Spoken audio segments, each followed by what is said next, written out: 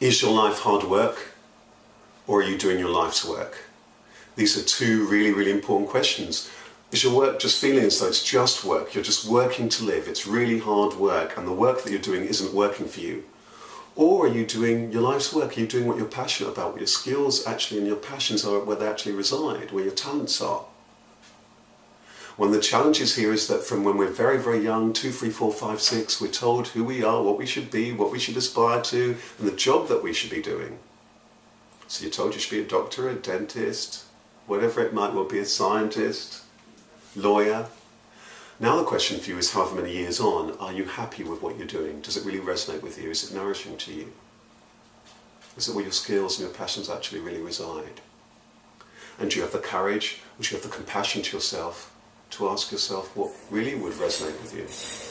And this is what happens every day, and pretty much every day, every week. I speak to people and I coach people who are on this journey.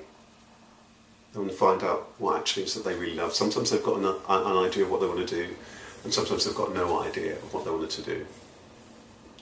Sometimes it's going to be a choice that you're going to go on this journey, and sometimes it's the case that life's forced you to. You've been made redundant, there's a problem, there's a challenge, and so on. You have to go on that particular journey. That's what happened to me. After 10 years I was made redundant and had to ask myself what do I want to do, and it was challenging, but then actually it gave me that opportunity to ask myself what do I want to do, and to pursue what I really wanted to do, singing and performing. It was tough. I had to work part-time and so on, but it was also quite rewarding. I volunteered during that period of time, and that was such an enriching time for me, and I found myself going on a journey of self-discovery and finding what I was actually about. And again, this happens for many, many people, that this journey asks you, what am I really about? And you find that there are all sorts of ups and downs, and you begin to find the core of who you are. What happens a lot of the time, I find, when I'm working with people who are going on this journey to find their life's work, is that they find excitingly that all the different ingredients of what you're about, all the different bits that you're really good at, all your different talents from perhaps different jobs and so on, different passions that you haven't done, come together to make that ideal job for you, your life's work. And then you embody it and you live that. And then your life is completely transformed. Your life is no longer just about work or hard work, working hard. You'll be working hard, but it will be a joy.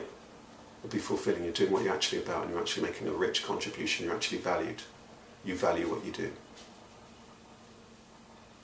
Your health doesn't suffer. That's a result of it. The other win from this is that means you don't spend your life waiting for the weekend, waiting for the next holiday, or worse still, waiting until you're retired. You're doing that all the time, every moment of every single day. Your life is very, very rich and very fulfilling. And all your relationships are richer because you're far more giving, you're far more confident and happy in what you're doing, and everything else becomes an extension of what you're actually about anyway. That's the invitation of life, and that's what's available for you. The question is, are you prepared to give yourself the space to step back and ask yourself, who am I, what really resonates with me, how do I feel, what steps can I take? Are you prepared to give yourself that permission?